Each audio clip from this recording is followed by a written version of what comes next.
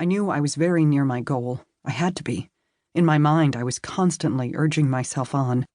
Just a little farther, Marthe, I told myself silently. Stay calm, smile, cry, play the part, do whatever you have to do. Think of the colonel and how important this mission is to him and to his men. I thought of how he'd kissed me on both cheeks the night before. Tears had welled in his eyes, and he'd turned away, hoping I hadn't seen them.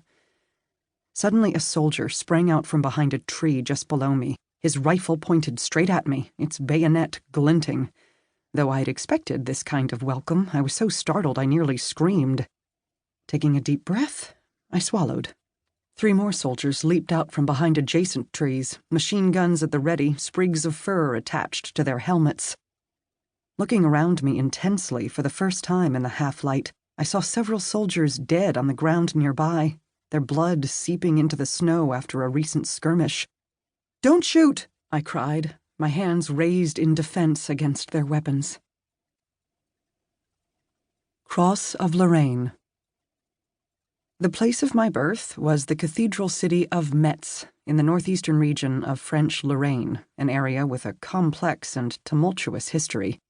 With the Franco-German border just 30 miles east, this frontier province had been the target of invasion for 1,000 years.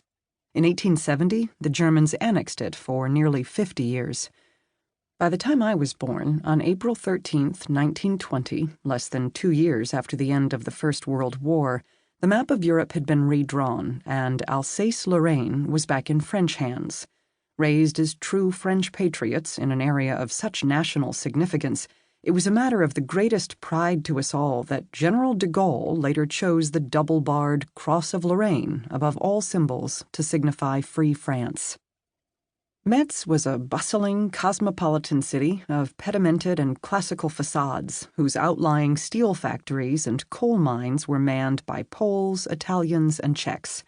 A garrison town, its streets were also full of soldiers in uniform. On the east bank of the Moselle River, it sat astride major trade routes linking Paris and Strasbourg. An independent republic in the 12th century, it had a character all its own, with its medieval French quarter around the Gothic cathedral of Saint-Étienne and the elegant Ville Allemande built under Prussian occupation with its bourgeois apartment buildings. Filled with a mixture of 17th century squares, Italianate streets, and grand German edifices, it was not at all the dour place one might have expected from its geography and industrial background. My parents had effectively grown up as Germans. Living most of their lives in occupied territory, they'd only been allowed to speak German. It was taught in school, and they were under pain of arrest if they uttered even a single French mot. By the time I was born, French and German were spoken freely. For 7 years, I learned Hochdeutsch as a second language in school, but my siblings and I spoke French to each other, our school friends, and some of our neighbors, and spoke German to my parents and most of their generation. It was like having a secret language. If we didn't want our parents to know what we were up to, we'd just chatter away merrily in French. Our family name was Hoffnung gut Glück, which means hope and good luck in German, shortened to Hoffnung for ease of use. My given name was Marthe. My grandfather on my mother's side, Moshe Bleitrach, was a marvelous man, a prominent Orthodox rabbi and renowned Hebrew scholar. By the time I was born, he was nearly 60, with a long beard. My earliest childhood memories are of tugging at it while he laughed, a deep, sonorous laugh. At the age of 2, however, it was my mother, Regine, to whom I'd become obsessively attached. She was small, blonde, and pretty, and I adored her beyond reason. She was a warm, fun-loving woman, looking more like an older sister than a mother, and if she ever left my sight, I'd become hysterical and go blue in the face with screaming. My elder brothers, Fred and Arnold, or my sister Cecile, would lift me and, with great relish, slap me on the back to restore normal breathing.